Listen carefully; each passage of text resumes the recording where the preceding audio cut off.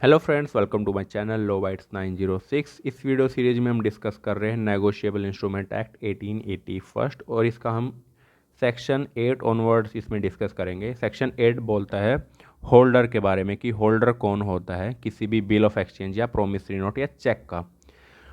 Holder of a promissory note, bill of exchange and cheque means, उसका मतलब क्या है? Any person entitled. यहाँ पे वर्ड बहुत इंपॉर्टेंट है, ये एंटाइटल।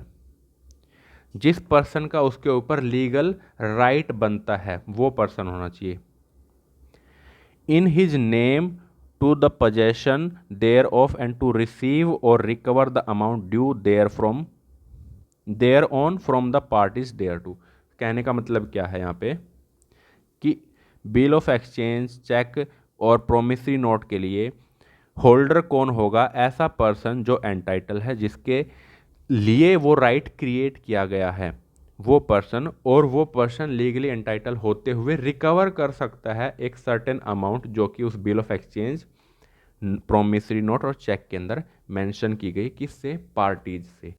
अब ये पैराग्राफ इस सेक्शन का बात करता है where the note, bill of exchange और चेक इज लॉस्ट और destroyed, its holder is the person so entitle at the time of such lost और डिस्ट्रक्शन। सपोज करो ए ने सर्टेन सम ऑफ मनी 10,000 के लिए बिल ऑफ एक्सचेंज बनाया, किसके नाम पे? सी के नाम पे। ठीक है, तो यहाँ पे सी जो है लीगली एंटाइटल है और सी से ये अभी गुम हो गया इसी टाइम पे। तो यहाँ पे तब भी जब वो गुम हुआ तो लीगली एंटाइटल कौन था? सी था। तो इस केस में सी ही होल्डर रहेगा। ठीक है, तो यही बात की गई। ये डिस्ट्रॉय हो गया, टूट फूट गया, कुछ भी हो गया, इस पे फाड़ दिया किसी ने या गुम हो गया, तब भी होल्डर कौन रहेगा? वही पर्सन रहेगा जो कि उसमें लीगली एंटाइटल्ड है। मैं हमेशा इस तरीके से मैंने नोट्स को डिज़ाइन किया है कि ऊपर आपको बेयर टैक्स मिल जाएगा, नीचे उसमें एग्जाम्पल्स मिलेंगे और सिंप्लीफाइड वर्जन मिलेगा उसका, तो ताकि आपको कोई भी प्रोविजन को पढ़ने में, उसको समझने में, नोट्स से समझने में कोई दिक्कत ना हो, बार बार वीडियो भी आपको देखनी ना पड़े। तो आप नोट्स को डाउनलोड कर सकते हो मेरे टेलीग्राम चैनल से, उसका लिंक डिस्क्रिप्शन में मिल जाएगा।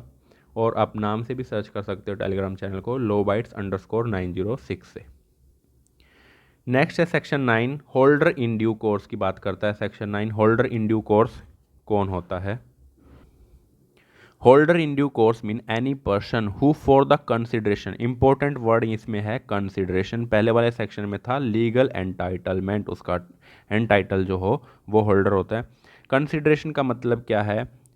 ए ने बी से कोई भी सामान खरीदा और उसके बदले में उसने बिल ऑफ एक्सचेंज बना के दिया उसको, तो वो है फॉर कंसिडरेशन, उसने वो बिल ऑफ एक्सचेंज दिया है उसको। ठीक है, बना के दिया हो या फिर उसको ट्रांसफ़र किया हो, एंडोर्स किया हो यहाँ पे, तो कंसिडरेशन इंपॉर्टेंट वर्ड है कि एक्स पर्सन को वो मिलना चाहिए। किस वजह से? क्योंकि वो उसको एक कंसिडरेशन के तौर पे दिया गया है। Become the possessor of the promissory note, वो एक पजेसर बन गया है, उसके नाम पे हालांकि नहीं बनाया गया, वो सिर्फ एक पजेसर बन गया। कैसे? ए को एक, सपोज करो ए को एक प्रोमिसरी नोट पड़ा हुआ मिल गया और वो बियरर था, मतलब उस पर कोई स्पेसिफिक ए का नाम नहीं लिखा हुआ था, सिर्फ 500 रुपये के लिए एक प्रोमिसरी नोट बना रखा था। ठीक है, और उसको वो पड़ा हुआ मिल गया। अब एक्स को ये बात नहीं पता है कि उसको सिर्फ गिरा मिला था ये। ठीक है, अब एक्स ने 500 रुपये का कुछ भी सामान उसको ए को बेचा, और ए ने क्या किया? 500 रुपये ना देते हुए उसको एक प्रोमिसरी नोट दे दिया 500 रुपये का। ठीक है, तो यहाँ पे एक्स जो है वो क्या बन गया? पजेसर बन गया उस प्रोमिसरी नोट का।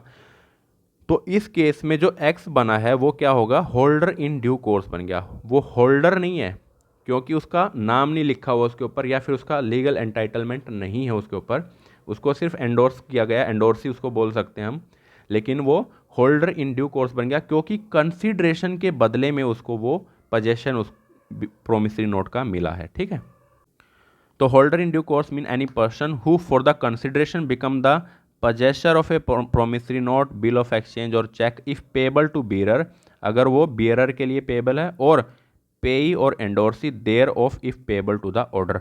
ऑर्डर का मतलब एक स्पेसिफिक पर्सन को या उसके ऑर्डर पे करना है, तो उस केस में कौन होगा? पेई होगा, और एंडोर्सी क्या होगा? होल्डर इन ड्यू कोर्स होगा। लेकिन उसके साथ कंडीशन अटैच है। कंडीशन अटैच क्या है?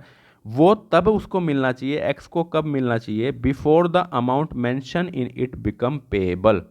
अगर उस पर डेट लिखी है 1 मार्च, तो उसको 1 मार्च से पहले वो मिलना चाहिए, क्योंकि 1 मार्च को तो वो पेएबल हो जाएगा, before it become payable and without having sufficient cause to believe that any defect exist in the title of the person from whom he derived his title. कहने का मतलब क्या है, एक्स को ये नहीं पता होना चाहिए कि ए ने या तो फ्रॉड से किसी से छीना है उस बियरर प्रोमिसरी नोट को या बिल ऑफ एक्सचेंज या चेक को, या फिर उसको गिरा पड़ा मिला था। मतलब उसको एक्स को कोई भी डाउट नहीं है कि ये ए जो है लीगली एंटाइटल्ड नहीं होगा, इसने किसी तरीके का झोल झाल किया है, उसको एक्स को इसके बारे में कोई भी नॉलेज नहीं है। Without having sufficient cause to believe that any defect exist in the title, मतलब लीगल डिफेक्ट अराइज होता है इसके ए के टाइटल में, of the person from whom he derive his title.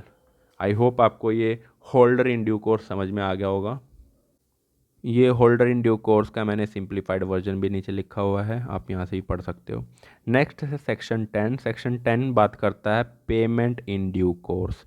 Payment in due course का मतलब क्या है, इसको समझते हैं कि कब हम मानेंगे कि वो पेमेंट बोनाफाइड हो गई है। कहने का मतलब है ए ने चेक बनाया बी के नाम पे, बी ने उस चेक को जाके बैंक में दे दिया, एसबीआई बैंक में। सपोज करो एसबीआई बैंक से वो ड्रॉन था चेक, तो एसबीआई बैंक ड्रॉ ही हो गया उस केस में, ठीक है।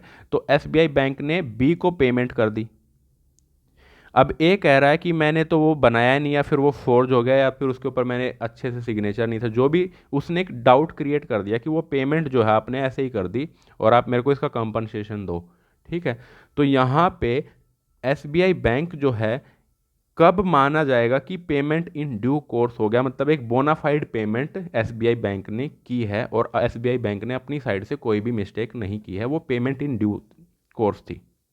Payment in due course means payment in accordance with the apparent tenor of the instrument in good faith without negligence to any person in possession thereof under the circumstances which do not afford a reasonable ground for believing that he is not entitled to receive payment of the amount therein mentioned।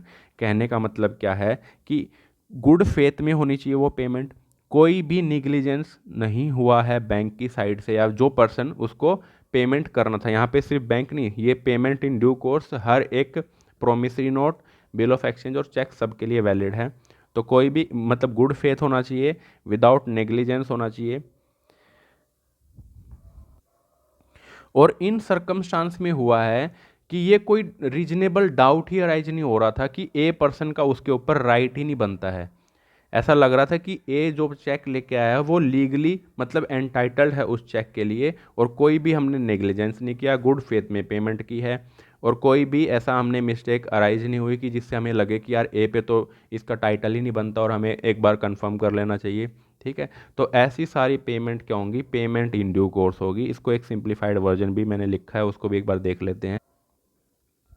जो यहाँ पे apparent tenor लिखा हुआ था, इसका मतलब होता है कि जो टर्म्स एंड कंडीशंस किसी भी बिल ऑफ एक्सचेंज या चेक की होती है या प्रोमिसरी नोट की होती है उसके रिगार्डिंग है। Payment in due course mean payment is made according to the terms written on the cheque, bill और promissory note, like paying the right amount. मतलब 10,000 रुपये लिखे थे, 10,000 रुपये ही दिए हमने, और 1 तारीख लिखा था, 1 तारीख पे ही दिए हैं। तो ऐसी सारी टर्म्स एंड कंडीशंस को हमने फुलफिल किया है और हमारी साइड से कोई भी गलती नहीं हुई है, और वो बोनाफाइड होना चाहिए, विदाउट केयर मतलब निग्लिजेंस नहीं होना चाहिए कोई भी पेमेंट करते वक्त। Payment is made to the person who seems to be rightfully holder. ऐसा लग रहा था कि यही पर्सन राइटफुल होल्डर है, इसलिए हमने इसको पेमेंट की है।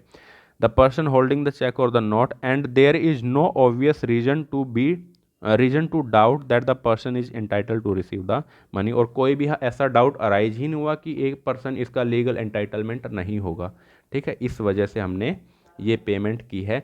तो ऐसी सारी पेमेंट्स को पेमेंट इन ड्यू कोर्स बोला जाएगा, और वो सारी बोनाफाइड पेमेंट्स होंगी।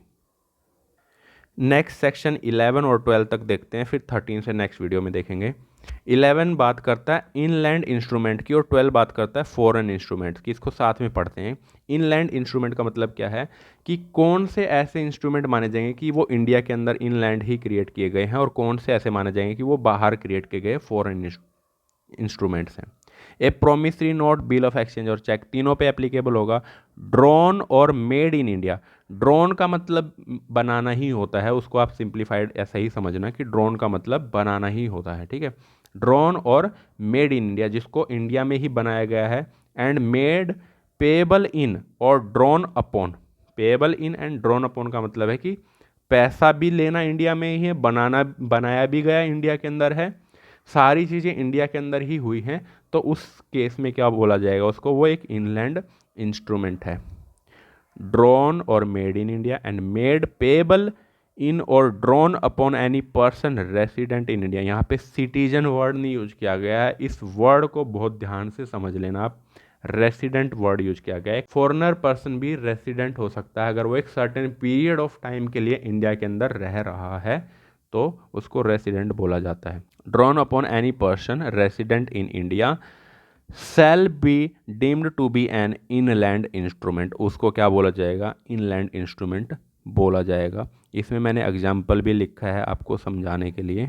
तो सपोज करो एक चेक है जिसकी एक ब्रांच, मतलब एक उस बैंक की ब्रांच मुंबई में है और इन मतलब कहीं पे और उसको बनाया गया है, और वो ड्रोन कहाँ पे, मुंबई की किसी ब्रांच में है, तो उस इंस्ट्रूमेंट को क्या माना जाएगा, इनलैंड इंस्ट्रूमेंट ही माना जाएगा। ऐसी कोई चेक नहीं बनाया जिसकी ब्रांच लंदन में है और वो लंदन से जाकर आपको पैसे निकलवाने हैं, तो वो क्या हो जाएगा, फॉरेन इंस्ट्रूमेंट हो जाएगा, अदरवाइज इनलैंड इंस्ट्रूमेंट रहेगा। बनाया गया है इंडिया के अंदर और पेमेंट भी इंडिया के अंदर होना है, सब कुछ इंडिया के अंदर होना है, तो उसको इनलैंड इंस्ट्रूमेंट बोला जाएगा, अदरवाइज फॉरेन इंस्ट्रूमेंट हो जाएगा। आई होप आपको यहाँ तक सारी वीडियो समझ में आई होगी। Thank you so much. और जो इसकी आप पीडीएफ है वो कलेक्टिवली, मतलब सारे सेक्शंस की साथ में ही मैं पीडीएफ एक साथ ही अपलोड करूँगा, मतलब एक पूरी फुल फ्लैजेड इस एक्ट की पीडीएफ होगी, वो आप डाउनलोड कर सकते हो मेरे टेलीग्राम चैनल से। टेलीग्राम चैनल का लिंक डिस्क्रिप्शन में मिल जाएगा, नाम से भी सर्च कर सकते हो टेलीग्राम चैनल को, lobytes_906। Thank you so much.